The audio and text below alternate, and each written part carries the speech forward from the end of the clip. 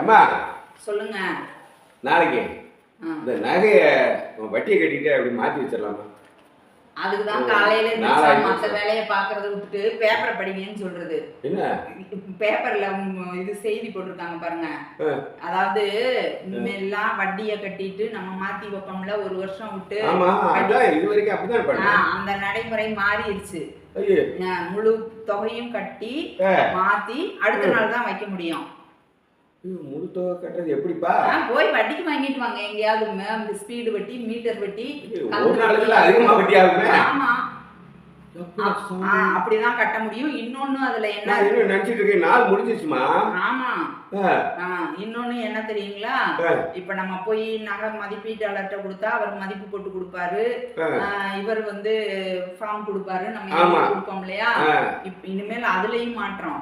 நகையை கொண்டுட்டு போய் கொடுத்தோம்னா அவர் போட்டோ எடுத்து அதை அப்லோட் பண்ணி அத மேனேஜர் ஒப்புதல் கொடுத்து அதுக்கப்புறமா தான் லோன் கொடுக்குற ப்ராசஸே ஆரம்பிக்குமா.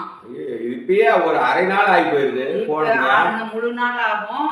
ரெண்டாவது ஒரு அவசரம், ஒரு ஆஸ்பத்திரி போகணும், ஏதோ எமர்ஜென்சிக்கு ஒரு அரை பவுன் காப்பவுன் கொண்டு போய் வைக்கிறோம்னாலும் இதையெல்லாம் சந்திச்சு தான் வைக்க முடியும். இல்லைன்னா நமக்கு அவசரத்துக்கு வேணும்னா அதிக வட்டிக்கு யார்கிட்டயாவது கொண்டுட்டு போய் அடமானம் வச்சுட்டு வட்டிக்கு வட்டி கட்டிட்டு உள்ளதையும் இழந்து போனா என்ன சொல்றாங்க, வாங்குறாங்க பாக்குறாங்க, நல்லா இருக்கு, ஓகே இவ்வளவு காசு இந்த வச்சுக்கோ, வட்டி அதிகம் இந்த வச்சுக்கன்றாங்க. அது திரும்ப முடியலன்னா அப்படியே வச்சுக்கிறேன், அவ்வளவுதான். தனியார் வங்கியில கூட அவ்வளவு சிரமம் இல்லை. ஏங்க, மக்கள் பயன்பெறதுக்காக தான் வங்கியெல்லாம் நாட்டுடைமையாக்கி இந்த மாதிரி இதெல்லாம் கொண்டு வந்தாங்க. இப்ப ஒரு பக்கம் வரியா போட்டு கொள்றாங்க, இன்னொரு பக்கம் மக்களுக்கு கிடைக்கிற சின்ன சின்ன உதவிகளா இருக்கக்கூடிய எதையும் தடுக்கிறாங்க. எனக்கு ஒரு சந்தேகம் அந்த அரசாங்கத்தின் மேல.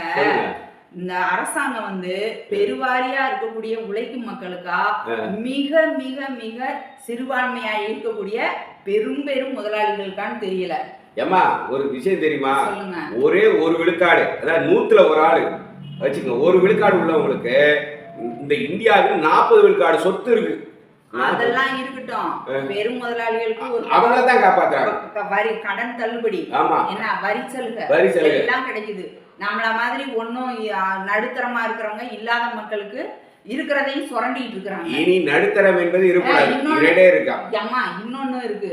இனிமேல் ஏடிஎம்ல பணம் ஒரு 5 தடவைக்கு மேல எடுத்தா அதுக்கும் உரிய கட்டணமும் உயருது.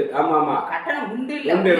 ஆமாமா, ஏதோ போவாங்க கொஞ்சோண்டு பணம் போட்டு வச்சிருப்பாங்க, எங்கேயோ போற இடத்துல அப்படியே எடுத்துக்குவாங்க. அது ஒரு எளிமையா இருந்துச்சு, பாக்கெட்ல இருந்தா தொலைஞ்சு போயிடும், பண்ண முடியாது.